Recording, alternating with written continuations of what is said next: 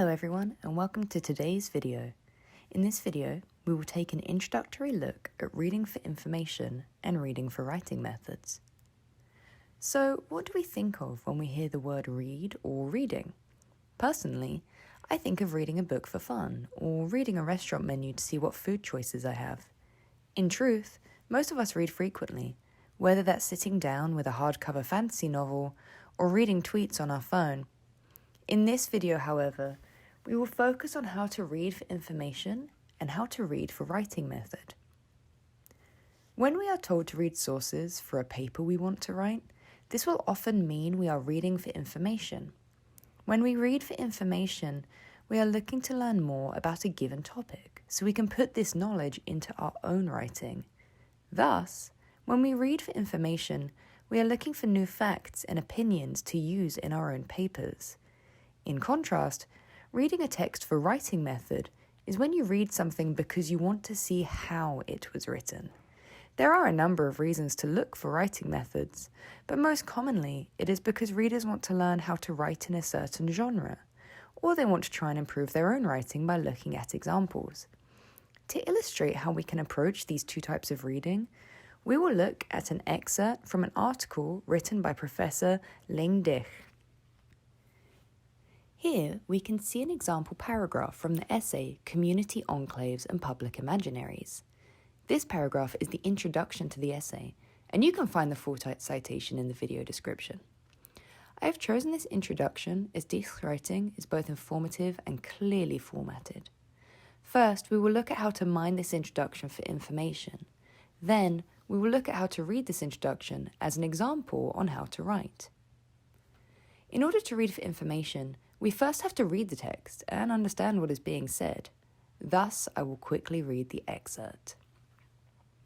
This article takes up questions regarding the relationship between identity and public conceptions, and specifically examines a group of Asian American writers and their construction of an Asian American identity through their public participation on an online social network site, Xanga.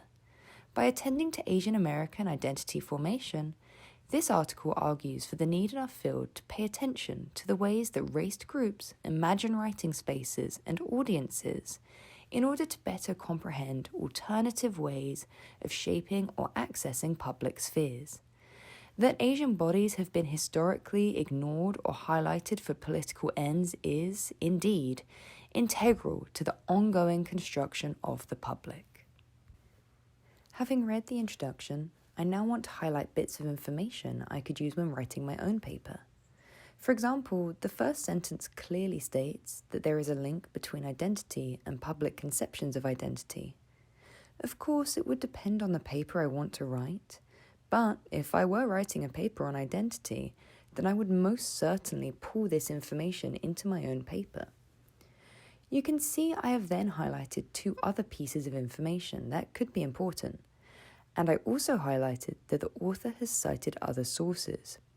When you want to find more information about a given topic, it is a great idea to look at who is being cited. Then, you can follow the citation trail and read those other works. This is a quick way to find more sources about a topic, instead of trawling through databases trying to find something useful. In summary, we learned that the author believes there is a relationship between identity and public conceptions, that more people need to consider race, and that Asian folks are not treated well in the public eye. This is a lot of information from one small paragraph. Also, we have been given two more sources to look at if we want to. Thus, we can see how reading with an eye to new information can help us craft our own thoughts about a topic which, in turn, helps us write about said topics. Now, we're going to look at reading this same piece while paying attention to how it was written. In this first sentence, Dich outlines the purpose of their research, the people who will be researched, and the research site. This is helpful as we are quickly given the immediate context of the paper. In the second sentence, Dich explains what they want their research to do. Remember, when you conduct research or write a paper, you should consider the purpose of it. Why are you writing it? What do you want to draw attention to? Is there a specific change you're trying to promote? The third and final sentence in this introduction backs up the reason why this research is important, citing other scholars who have also spoken about this topic. This sentence has been crafted to support both Dich's research and the change they want their research to incite. So, if we were to use Dich's introduction as a model to writing our own introduction, we would start by stating the parameters of our research.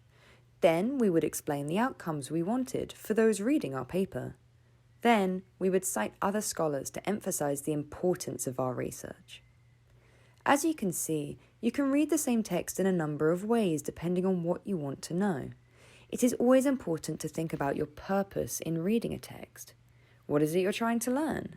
Why are you reading the text in the first place? And how can you read the same text in different ways? That's all for today, folks. I hope this introduction to reading has been helpful. Now remember, stay safe, stay intrigued, and I'll see you all soon.